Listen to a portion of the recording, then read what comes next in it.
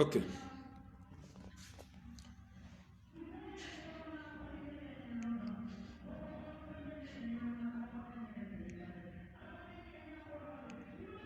Ok.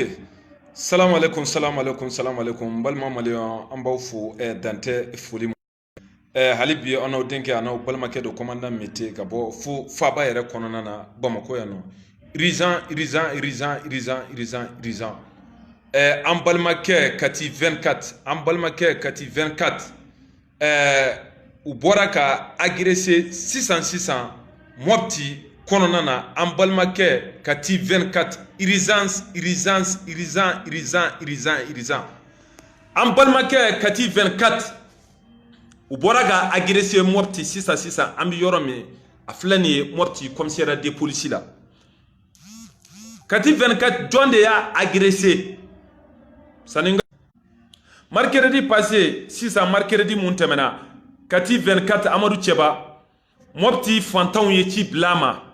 Mopti fantanw ka yɔrɔ bi yen nɔ waritigi dɔ de taara ka taa ben fantan ninnu kan Mopti kɔnɔna na k'u ka yɔrɔ daraki ka a min'u la.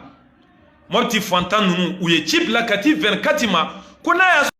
24 bi se ka na Mopti ka na u ka degun ta k'a bɔ ka yira diɲɛ mɔgɔw la, k'a bɔ ka yira maliyɛndenw na, diɲɛ fantan ani naani bɛɛ lajɛlen. Kati 24 ye carte ta ka wuli ka taa Mopti ani ne yɛrɛ fɔra ɲɔgɔn kɔ, a kun kan ka na ne yɛrɛ sɔrɔ yen nka voyage cunna ne ka Irizan ma. An bɛɛ voyagera o mercredi don kelen in na. Donc Kati taara ka taa fantan ninnu ka degun ta k'a bɔ k'a yira diɲɛ mɔgɔw la, ale ni Mopti nɔgɔlen don cogo min na, ale ni tɔɔrɔ mun bi Mopti kaw kan. Kati tilala n balimaw aw bɛ hakili to. Kati tilala a ka video kɛ la, Kati tilala a ka mission na bi dimanche in na. Kati bɔra sisan k'a bɛ taa car place la n'o ye Bani transport ye ka taa car ta ka na Bamakɔ yan nɔ. Mopti maire Isa Kansayi, Mopti maire Isa Kansayi, Mopti kaw ka kumasulu maire, Mopti kaw ka jigilatigɛ maire Isa Kansayi a yɛrɛ ba a fa dɔgɔmuso ba kelen fa kelen den a n'a ka petini a n'a ka lubaru k'olu de bila ka taa Kati nɔfɛ car place la ka taa Kati 24 bugɔ ka tila ka Kati 24 ka appareil bɛɛ kari. Maliyɛnw b'aw ɲininka nin hɔrɔnya ni nin danbe bi min Mopti maire Isa Kansayi ale de y'a ka denmisɛnninw ani lubaru a n'a yɛrɛ dɔgɔninw k'olu de bila ka taa car place la sisan u ka taa Kati 24 agresser yen nɔ. U taara ka taa Kati 24 agresser k'a bugɔ. Kati 24 a banana a filɛ nin ye sisan Mopti polisiso la. Mopti maire de ka baara kɛra nin ye Isa Kansayi. N y'o de fɔ an ɲɛna aw ɲɛna n ko maire t'an bolo, Ala ma maire d'an ma, maire mun b'an bolo c'est-à-dire que ale kɛra jigilatigɛ de ye Mopti kaw ma, ale kɛra kumasulu de ye Mopti kaw ma. Bilahi i b'a dɔn k'a fɔ Mopti benna ka juguya wallahi Allah. I fa ma neni, i ba ma neni, i ma suru, i ma foyi. Kati taara ka taa ka video de kɛ Mopti fantanw de ye ci bila ma ko an ka yɔrɔ darakilen don Mopti waritigi dɔ bolo n'o ye Vieux Giteyi ye ko Kati na i kana an ka degun ta k'a bɔ ka yira diɲɛ mɔgɔw la, k'a bɔ ka yira maliyɛndenw na, diɲɛ fantan ani naani bɛɛ lajɛlen. Kati taara o mission de la. Kati ma don i ka vie privée la, a m'i ba neni, a m'i fa neni, liberté d'expression e bɛ se ka jɔn balo o la Isa Kansayi. A yɛrɛ dɔgɔninw a n'a lubaru a n'a ka denmisɛnninw a y'olu de bila ka taa car place la n'o ye Bani transport ye. Kati taara k'a bɛna car de ta ka na Bamakɔ u taara Kati bugɔ k'a agresser ka tila k'a ka appareil bɛɛ minɛ k'a kari. Donc ni sariya bi Mali la ou bien ni sariya ti Mali la an bɛna na a dɔn sisan. N b'a dɔn an bɛ donni min kɔnɔ i b'a fɔ bi sariya bi Mali kɔnɔ Maliki Kulubali nalen n b'a dɔn sariya bi Mali kɔnɔ bi maa ti se ka ben maa kan, maa ti se ka maa tɔ ɲɛ ko se b'i ye, maa ti se ka ben maa kan ko e ye maire ye, maa ti se ka ben maa kan fɛnɛ ko e ye député ye.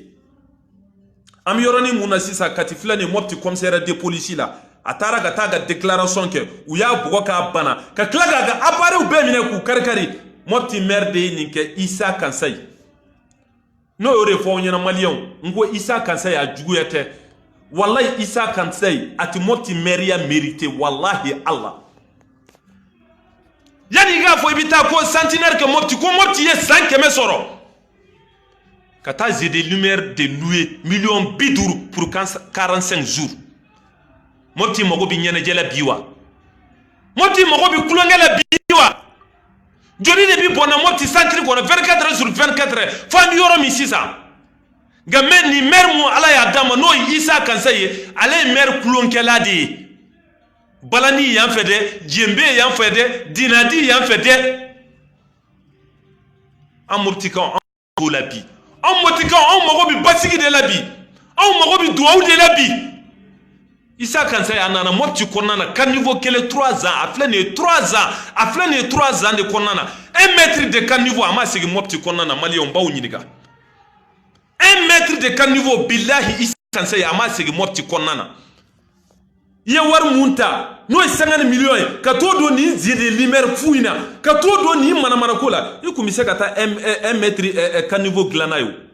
ikumise kata sira glanayo kati 24 ami banen ami fanen mopti fantaw de ciblama ko kati na amma bila mopti warti do benen do anka no vie giteye kana yoro daranki ga mine ko na kati kana jata yira mali ibn an jiyam ko la jiyam fantan nani bela jele kati 24 taro odela sisa kati klala ga misona kabido kar kono kana bomoko mopti mer Isa Kansaye aya dogonu ana lubaru ana ga petunu kulune blagata kar place la bani kata kati 24 bugoni nego ye ka agressé kaga apare be kari mali ambi jamana nasugu jumena joni bi sega anga liberté d'expression minana billahi achati billahi achiyamana diya kono wallahi ga foy monatina nin koy man soro moti de wallahi Allah foy monatina o ko wallahi Allah note wallahi dokum bita lahara wallahi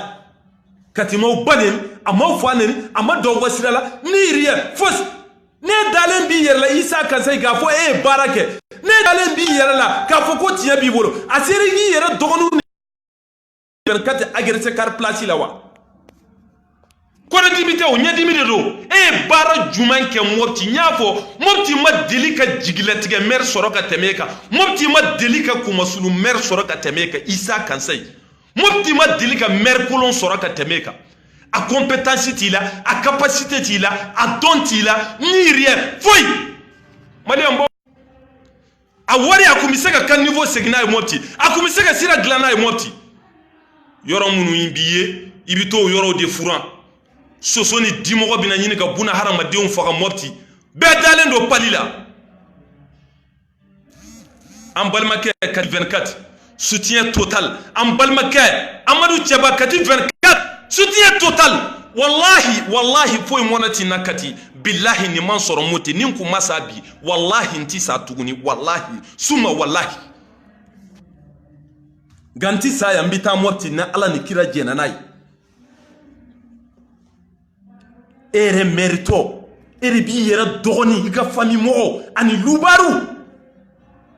kati buo kati yamune kila ni ta fe fenga fi ma iti bara nyumanke ni ta fe fenga fi ma iti ko sebela manke feti fe ma e jo ita tieki est-ce que ga yi to ga boulanger bara la ma ifen fi ma wa ni ta fe ga critique ta segi ga buru fere la ta segi ga boulanger bara la wala ma siti fen fiye comme ya ire ko se de billet yi yera ga famille mo ani lubaru blakata kati 24 bugo Isa Kansaye le maire de Mopti, un maire incompétent, un maire qui n'a pas de bilan, un maire qui n'a pas de fait de route, c'est Isa Kansaye.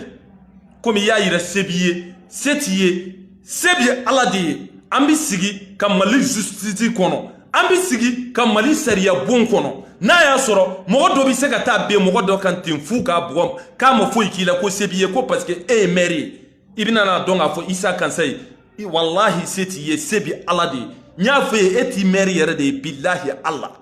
Ne meri ko Mopti commune a hina bela commune dew u hina bela billahi eti tanga million kemeni kota kibito do ni batara ko ni mana ko ina. Ibla la jamata la ima sego kew. Andiri mu iflaga wilini, andiri mu iflaga wili Mopti.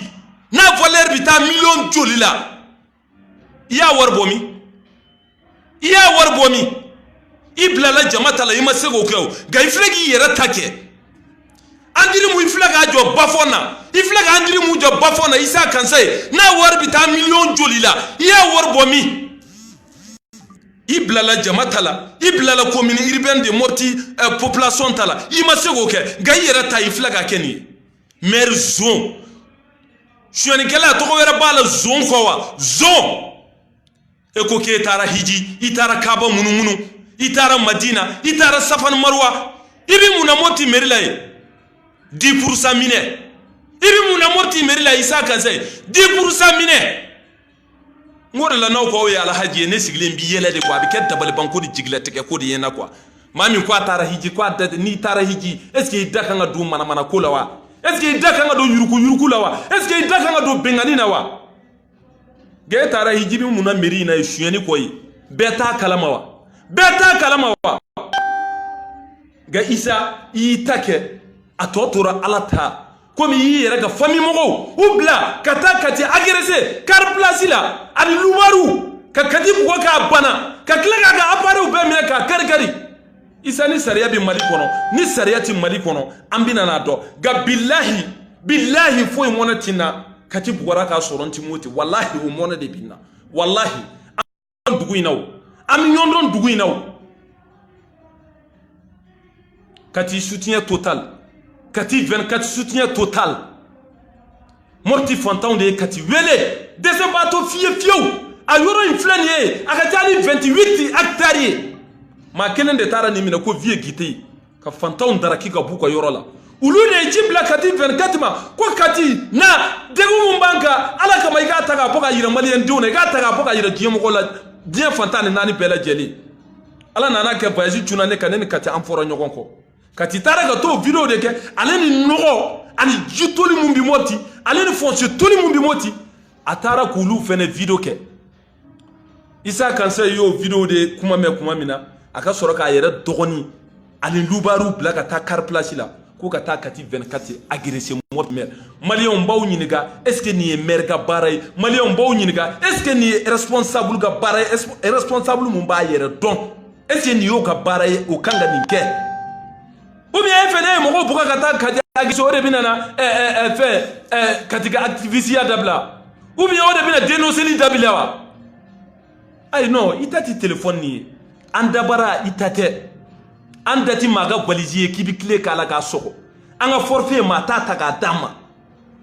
billahi Isa i koɲɛ an y'a di ala ma nka an b'an sigi ka Mali sariya kɔnɔ kati 24 soutien total kati an bɛ yɔrɔ min sisan maliyɛnw kati filɛ nin ye Mopti commissariat de police la a taara commissariat de police la wa maa minnu ye kati bugɔ n b'a maa bɛɛ dɔn a bɛɛ ye Mopti maire Isa Kansa ye a dɔgɔninw a n'a ka lubaru n b'a maa bɛɛ dɔn n welela k'a maa bɛɛ fɔ n ye a ye maa minnu bila ka taa kati agressé n b'u maa bɛɛ dɔn ne bɛ se ka mɔgɔ bila ka taa kati agressé Mopti ba kɔfɛla minɛlen tɛ nin ye yan ja lubaru b'i bolo maa gosilaw b'i bolo mun i t'olu bila ka taa Mopti ba kɔfɛ ni mɔgɔ agressé kɛlaw b'e bolo lubaru b'i bolo i dɔgɔninw b'i yen nɔ i t'u bila ka taa pays dɔgɔn na Bangara Bankasi Koro o yɔrɔw bi tɔgɔ di hali bi hali kunu village dɔ ma jeni wa mun i m'olu bila ka taa yen i nana Mopti an filɛ nin ye 3 ans de la 1 mètre de kan niveau i m'a sigi Mopti kɔnɔ i m'a sigi Sevare i m'a sigi Mandakura 1 mètre kan niveau or que diɲɛ bɛɛ Mopti bɛɛ b'a dɔn k'a fɔ Mopti priorité ye kan niveau de gaye kɔni nana mairie la fɛn fɛn ti kulonkɛ ye e t'o la Mopti mɔgɔ jumɛn bi centenaire la ko Mopti ye 100 ans sɔrɔ k'i bi t'o kɛ jembe ni dundunta ye Mopti mɔgɔ jumɛn bi dundu di tama na bi i taara an ka miliyɔn 50 ta ka taa don ZD lumière fu la pour 45 jours a bi tila ka facture facture an kunna tuguni an bi taa sara tuguni énergie la bɛɛ kɛ facture gonflelen filɛ ye ZD lumière an mɔgɔ jumɛn b'a la wa a ma kɛ Mopti fan bɛɛ fɛnɛ ZD lumière nin kɛra yɔrɔ dɔ de la a ti tɛmɛ 3 mètres kan 3 kilos kan wallahi Isa Kansa an yi kɔɲɛ yira ala la wallahi maire zone un maire voleur maliyɛnw nin de kun bi n fɛ k'a fɔ aw ɲɛna an balimakɛ kati 24 Isa Kansa ye n'o ye Mopti maire ye a y'a yɛrɛ dɔgɔninw ani lubaru u bila ka taa kati 24 agressé ka kati bugɔ k'a bugɔ ni nɛgɛw ye k'a ka téléphone a ka appareil k'u bɛɛ minɛ k'u karikari kati bi yɔrɔ min a filɛ nin ye Mopti commissariat la a taara commissariat la vraiment o de kun b'an fɛ k'a fɔ aw ɲɛna maliyɛnw Issa Kansai n'a y'a sɔrɔ nin ye maire ka baara ye n'a y'a sɔrɔ nin ye responsable ka baara ye n b'aw ɲininka maliyɛnw aw yɛrɛ ka ne jaabi kuma in na maire mun bilan t'a bolo fi u tɛ foyi la dugukolo siɲɛ ani yuruku an y'a ye sisan kɔsani na sisan compétition organisée la Mopti ko coupe de la paix a wari ko a y'a ɲagami cogo min sisan a ma dogo maa si la a y'a wari ɲagami cogo min sisan a ma dogo maa si la maire zon donc maliyɛnw nin de kun bɛ n fɛ k'a fɔ aw ye hakili to bɛ ne ka sɔli ala nabiyu